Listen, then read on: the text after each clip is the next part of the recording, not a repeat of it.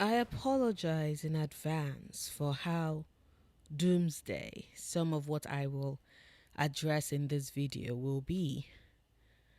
I say it not to terrify or worry anyone needlessly, but to drive home why found family as a theme and a core part of Dragon Age the Veilguard matters. If any of the things I'm about to say sets off your anxiety about the state of our world and you need to take certain steps away from this video, please do so. Prioritizing your mental health and joy will always be something I advocate for. And with that said, let's talk about why found family matters and how, so far, with what I've played in Dragon Age the Veilguard, it's something that works for the game. Before we talk found family though, hello, I'm Noria, and I'm very happy that you found my channel. If this is your first time being here, well, I make videos that explore characters, themes, and stories across various media. Movies, TV shows, books, anime, and video games. If that sounds like your jam, do consider checking out some of my other videos. If you like what you see, consider hitting subscribe. If, however, you just want my purely video game content, then maybe consider checking out my Let's Play channel, PS It's Noria, where I'm currently uploading my Dragon Age the Veilguard playthrough videos and actively trying my best to roleplay the Rook I created for my first run, Larry Melodier. The link to it will be in the description box. With that out of the way, let's talk the end of the world and why communities and found family are the only way we are going to survive. Because, yes, whether or not you believe in science, whether or not you've been paying attention to the climate activists who have been sounding the alarm for years, Earth, our beautiful, lovely, life-sustaining planet, has reached the point where humanity has so damaged her in such a short period of time that now we have reached the find out part of the previous decades of fucking around. And because I personally am the type of person who spends a lot of time in other worlds and stories outside of my own to try and process what I'm feeling and experiencing, I have been drawing correlations between the end of the world in northern Thedas, brought on as a result of direct actions that we, the player, have taken, which led to the release of blighted gods that are doing what blighted gods do, destroy everything in their path, all for their egomaniacal glory. And yes, I did say direct actions. I've seen talks on the internet, specifically Twitter, where some Dragon Age fans have been trying to absolve Rook of any wrongdoing on their part, insisting that Solus and only Solus is to blame for the ritual and everything that happened afterwards. And I'm over here like, well, technically, we did decide to mess with a ritual that we had no idea the intricacies of how it is set up and what it is meant to accomplish, other than tearing down the veil. Varric mentioned that as Rook we have a one-track mind, and we showed it clearly in the prologue scene. Messing up the ritual by pushing one of the stone statues might have kept Solus from pulling down the veil, but it did in turn release Elganan and Gillenane, and for that, we as Rook do hold some responsibility for that as well. And so therefore, a lot of what they proceed to do, the devastation that they wreak in the north, from the Meters Crossing to Lavendale to Weissout, is all on us. We wrenched open the locks and let the flood of their blighted selves roam free. And I personally like how that parallels our experience in the real world. Humanity is responsible for the climate crisis that we find ourselves in, which sometimes, when my brain is doing what my brain does and thinking extra hard on things, I personally liken to the blight. What can I say? The blight can be a metaphor for a lot of things in life. But rapidly approaching doom, bringing elements of disaster and rot that can utterly desolate villages, cities, and settlements, leaving thousands dead and their farmlands and homes desolate. For me, that can just as easily read as a metaphor for a climate crisis. And like I said, we humans have played no small role in what we are currently dealing with today.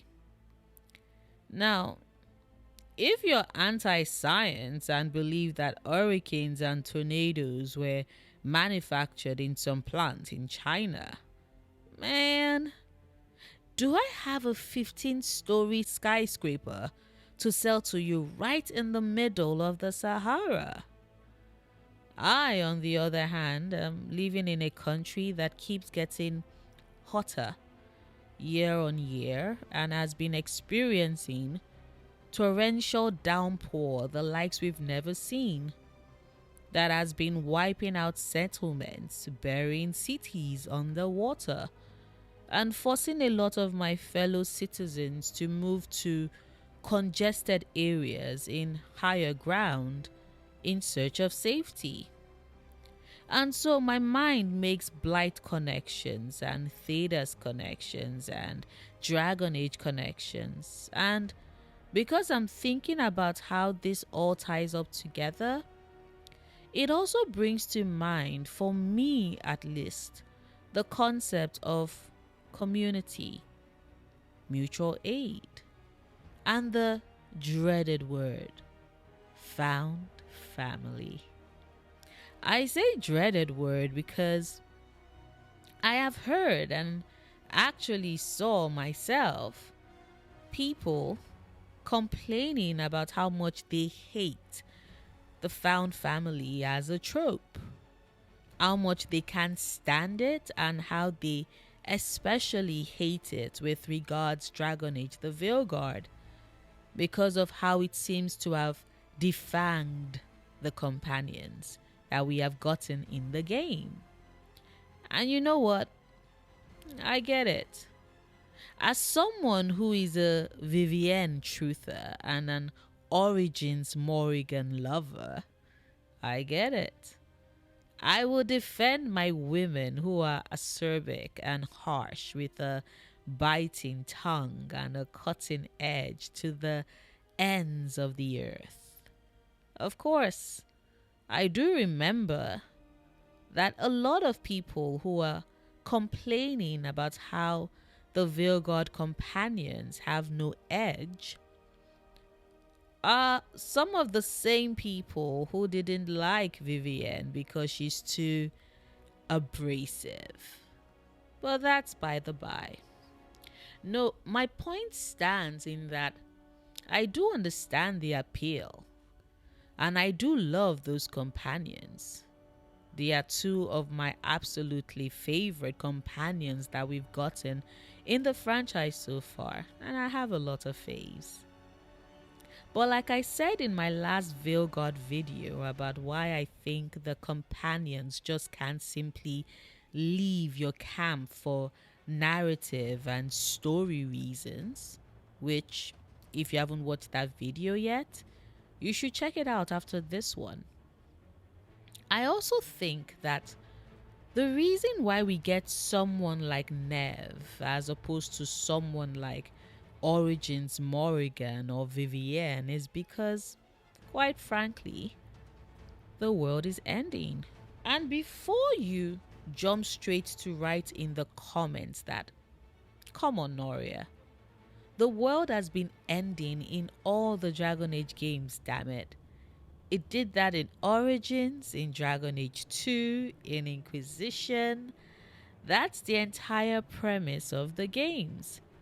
That the world is ending, and so therefore, unlikely heroes have to step to the plate and do the saving of the world, usually with their companions in tow.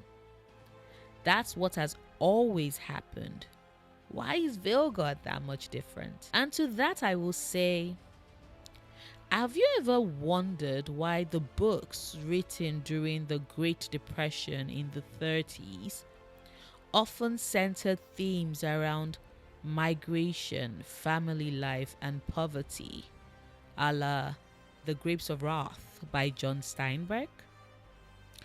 Art has always drawn its inspiration from reality, and most artists, and of course this includes writers, visual artists, sculptors, painters, illustrators, you name it, artists often draw their inspiration from events happening in their lives or around them. Sometimes their works simply represent these events as a way for them to process what they are experiencing. And other times they find a way to send a message about how, as a society, we can survive or endure what is approaching, or whatever it is we are collectively experiencing as a people, as at when the piece of art was created. What do I mean by all of this? Simple. I see the found family represented in the different companion relationships we get in Veilguard. How they care for each other, how they are present for each other, how they learn to walk through their initial first impressions of each other and reach each other regardless to connect, learn, and grow. Take, for example, Lacey's note to Lucanus after the siege of Weishaupt, where she mentions how she didn't trust him at the start and she is sorry about that. Then she offers him a plant or a spot in her garden for him to plant something he wants.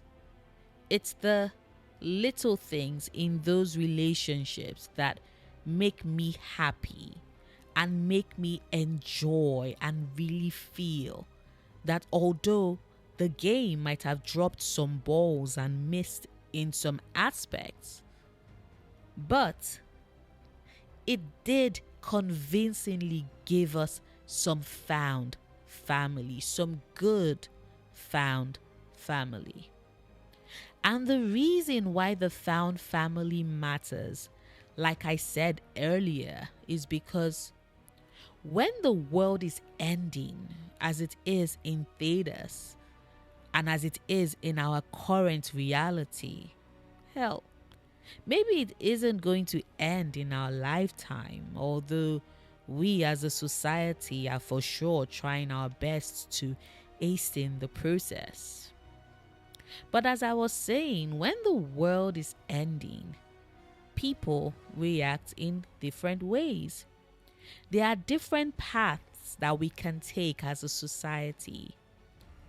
But most post-apocalyptic literature always have settlements and groups filled with people who realize that the only way to survive and make it through is in community with one another. is bringing our collective skills together and working to manage our differences, showing care for our individual struggles, stepping up when those we have found community with need our help.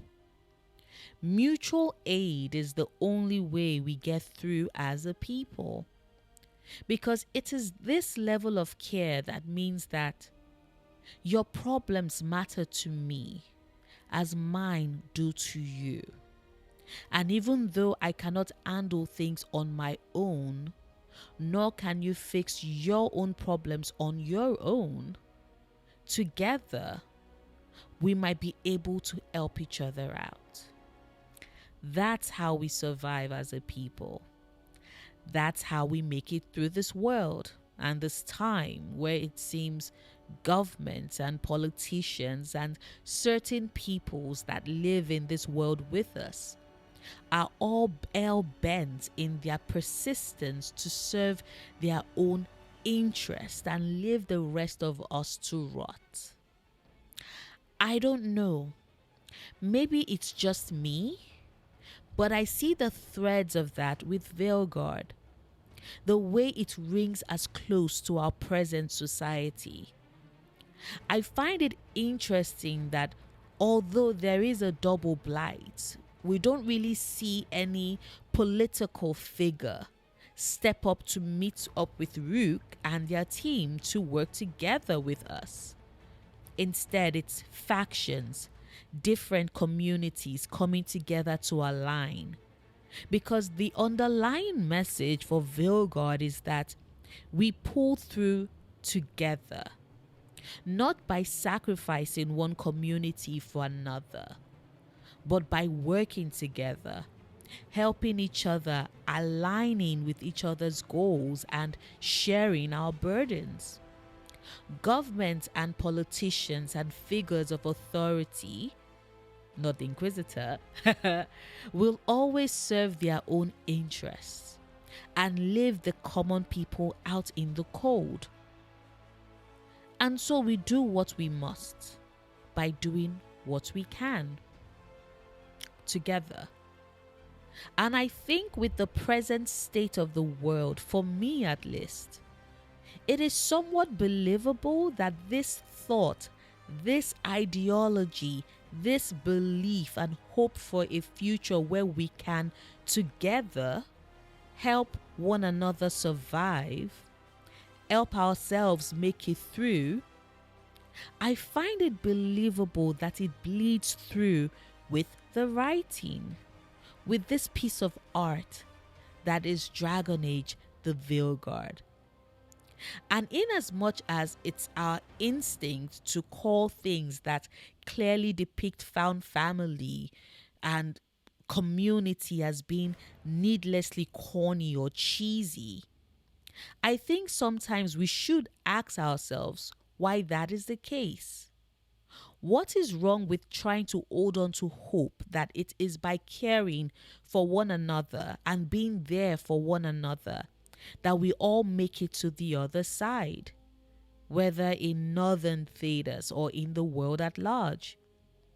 Maybe this is my bias showing. Found family is one of my absolute favorite tropes to discover and explore in media. Whether I'm watching the Reply series, which Reply 1997 will always be superior, or I'm reading the Six of Crows duology, which I still haven't forgiven Lee Bardugo for the ending of that. Or I'm playing a game like Dragon Age the Veilguard, and I am beyond stoked with what I've played so far. Because yes, I can see the bonds developing between the companions.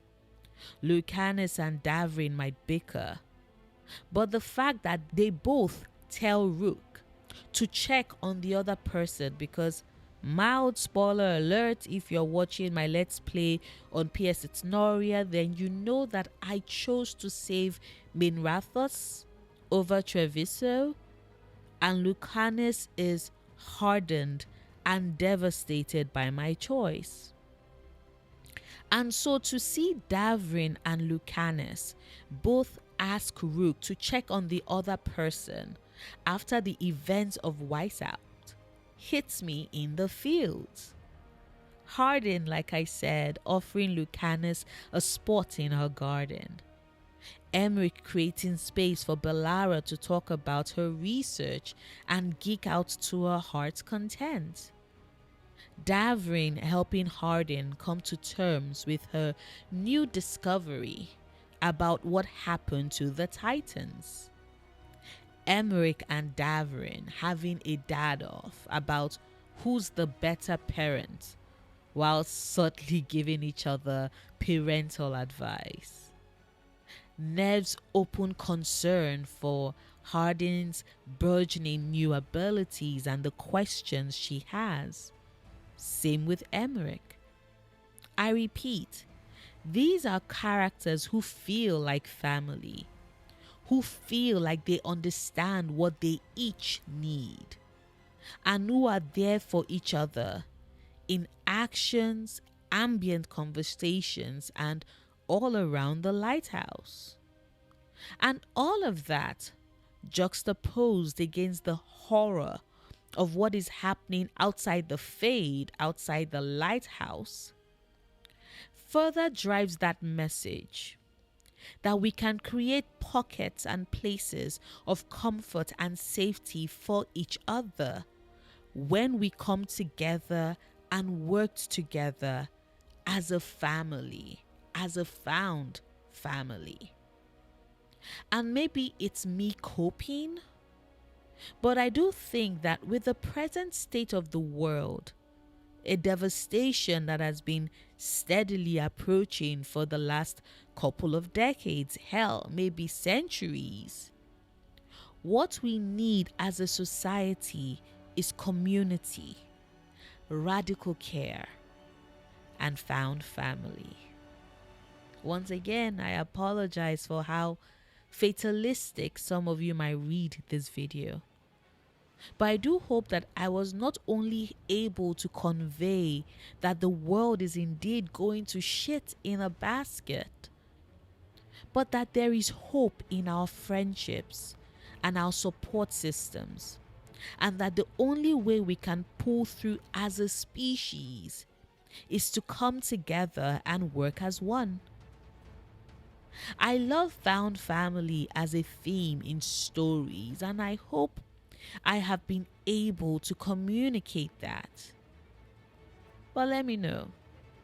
What are your thoughts on the found family trope as used and expressed in Veilguard? Do you love it?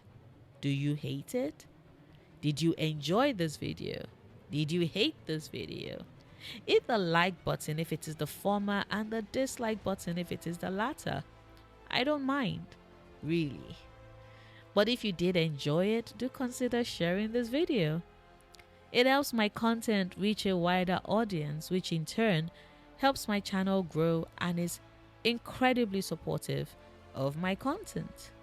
Speaking of support, a huge thank you to my Patreons who are more than instrumental in helping me keep the lights on. Thank you. If you would like to support me on Patreon, the link to do so is in the description box.